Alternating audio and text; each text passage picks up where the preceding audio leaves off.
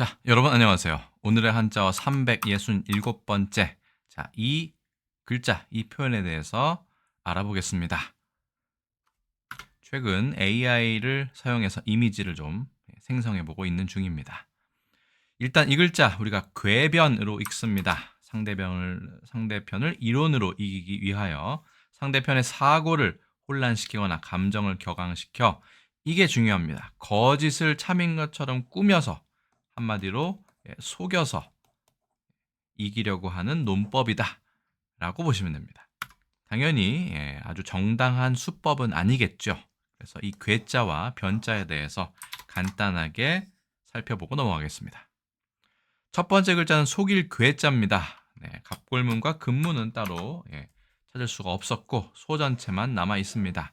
근데 말 그대로 보시면 말씀에 그렇죠? 위태롭다가 있기 때문에 위태롭게 말을 이야기하는 말이다.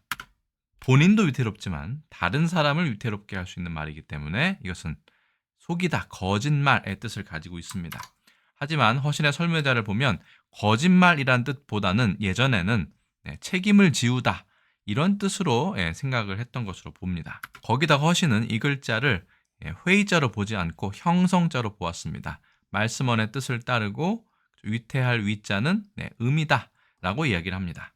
지금으로 보자면 우리 위하고 괴는 서로 다르지만 중국에서는 이것이 웨이이고 얘는 괴이기 때문에 웨이괴 서로 운이 비슷함을 알 수 있습니다. 참고로 이 위태할 위자는 높은 곳에서 있기 때문에 무서워하는 것이다. 벌벌 떠는 것이다 라고 허신은 설명을 합니다. 어쨌든 본인이든 특히 다른 사람을 함정에 빠뜨리기 위해서 위험에 처하도록 하기 위해 이야기하는 것 바로 거짓말, 속이다의 뜻이 되는 것이죠. 두 번째 글자는 말씀 변자입니다. 역시 소전체만 남아 있고요. 이것도 보시면 사실은 회의자로 보았습니다. 허신은요. 다스리다라고 했지만 이것은 처리하다라고 보시면 될 것 같아요. 특히 이 소송을 하는 원고와 피고, 여긴 죄수라고 보기보다는 소송을 하는 사람들 사이에서 이야기를 해서 누가 옳고 누가 그른지를 따지는 것, 이것을 말씀 변이라고 얘기하고요. 그게 따지는 것이기 때문에 사실은 이 분별할 변하고도 서로 통한다고 보시면 됩니다. 이건 칼로 자르듯이 판결을 내리는 것이기 때문에 이 변과 이 변은 서로 통한다. 근데 우리나라에서는 이것은 말씀 변이라고 얘기하고요. 칼도방이 있는 것은 분별할 변이라고 얘기합니다. 사실 이 글자 자체가 따질 변자입니다. 이 글자가 들어가는 글자는 상당히 많죠. 안에 힘력이 들어가기도 하고요. 어떤 말씀 변입니다. 이 승소에서 법정에서 예전에는 이 본인이 이기기 위해서는 말을 잘해야 본인의 무죄를 변론할 수 있겠죠. 그래서 말씀 변자에는 말하다뿐만 아니라 말을 잘하다의 뜻도 가지고 있습니다. 넘어가도록 하겠습니다. 그래서 글자를 정리해보면 첫 번째 글자는 속일 괴자이고요. 1급 배정 한자입니다. 두 번째 글자는 말씀 변자 4급 배정 한자인데 하나는 말씀 언이 붓으로 되어 있고 하나는 매울 신자, 매웁다라고 하지만 이거는 사람으로 보시면 됩니다. 죄수나 아니면 피고 원고를 보시면 되는데 매울 신자가 이건 또 의외로 붓으로 제정되어 있습니다. 상당히 헷갈리는 부분이죠. 써보겠습니다. 속일 괴자입니다. 하나, 둘, 셋, 넷, 다섯, 여섯, 일곱, 여덟, 아홉, 열, 열하나, 열둘, 열셋 해서 13획이 되고요. 두 번째 말씀 변자 왼쪽부터 오른쪽으로 쓰시면 됩니다. 하나, 둘, 셋, 넷, 다섯, 여섯, 일곱, 여덟, 아홉, 열, 열하나, 열둘, 열셋, 열넷, 열다섯, 열여섯, 열일곱, 열여덟, 열아홉, 스물, 스물하나, 21획이 됩니다. 즉 이 궤변이란 말은 그냥 잘못된 표현이 아니라 일부러 사람을 속이기 위해서 늘어놓는 솜씨 좋은 말 혹은 변론 이렇게 생각하시면 될 것 같습니다. 교묘하게 사람을 속이는 것이죠. 자, 한번 보겠습니다. 철학 용어로서 상대편을 이론으로 이기기 위해서 상대편의 사고를 혼란시키거나 보십시오. 정당한 수법을 쓰지 않죠. 감정을 격앙시켜. 이것도 일부러 의도하는 겁니다. 거짓을 참인 것처럼 꾸며내는 논법을 얘기한다. 보통 궤변을 늘어놓다라고 하지만 이것은 그냥 단순히 잘못되거나 말도 안 되는 소리가 아니라 그 안에는 속이다의 뜻을 가지고 있다는 것 생각하시면 어떨까요?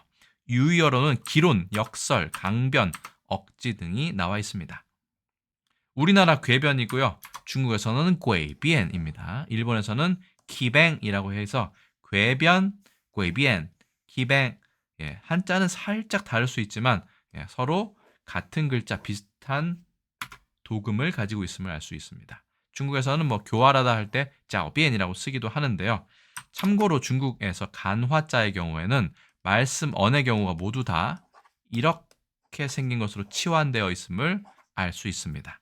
일본의 경우에는 이 변자를 쓰기가 귀찮았는지 우리는 고깔변이라고 얘기하는데 일본에서는 이 글자를 예, 말씀 변자의 신자체로 사용하고 있습니다. 발음은 맨이네요. 예전에 그 도시락을 뜻하는 멘또라고 할 때도 사실은 이 글자를 보여드린 적이 있긴 합니다. 사실은 이 궤변이란 말 철학적인 용어로 사용된다는 것은 서양 철학을 얘기하는 겁니다. 원래도 사마천의 사기에도 나올 정도로 이 궤변이라는 단어는 아주 올해부터 사용된 글자입니다만 다만 서양에서 이 sophistry라는 궤변이라는 이 말이 동양 3국으로 아시아 3국으로 전래되면서 이것을 어떻게 번역하면 좋을까라는 고민 중에 예전에 상대방을 속이기 위해서 거짓말을 하는 논법이 있었지라고 설명을 해서 아마 그 용어를 그대로 이 sophistry에 채용한 것으로 보입니다. 그럼 sophist는 뭐냐? sophist는 궤변론자를 말하고요. philosophy 할 때 아시겠지만 soph라는 거는 지혜, 지식을 얘기합니다.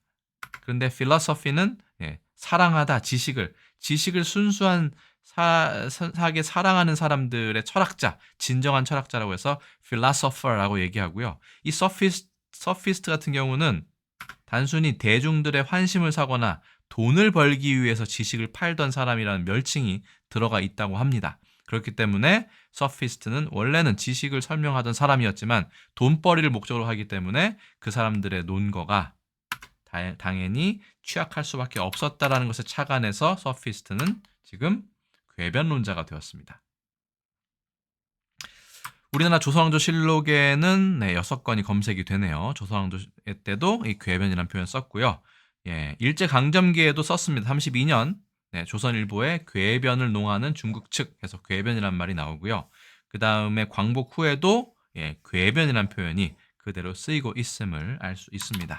참고로 아까 말씀드린 것처럼 변자는 가운데에 칼도를 넣어도 이 궤변이라고 쓰는데 우리나라에서는 이 궤변만 인정하고 있는 것 같습니다. 그래서 오늘의 한자어 367번째 시간에는요. 속일 궤자, 사람을 위태롭게 만드는 말이다.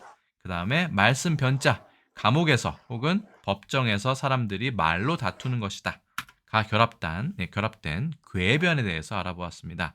사람을 혼란스럽게 만들어서 거기에는 감정의 동요를 유도하는 것도 있습니다. 그렇죠? 원래의 정식적인 논법이 아닌 조금 변칙적인 논법을 사용해서 그 대화를 의론을 이기려고 하는 것 그런 말을 궤변이라고 한다라는 사실을 새롭게 알게 되었습니다. 일단 제가 준비한 건 여기까지입니다. 여러분들이 생각했던 궤변의 원래 뜻과 지금 제가 사전에서 설명하는 그 사전적 정의를 인용했을 때의 궤변 어느 정도의 차이가 있으신지도 댓글 등을 통해서 알려주시면 감사하겠습니다. 제가 준비한 건 여기까지고요. 저는 또 다음에 다른 컨텐츠에서 다시 인사드리겠습니다. 여러분 안녕히 계세요.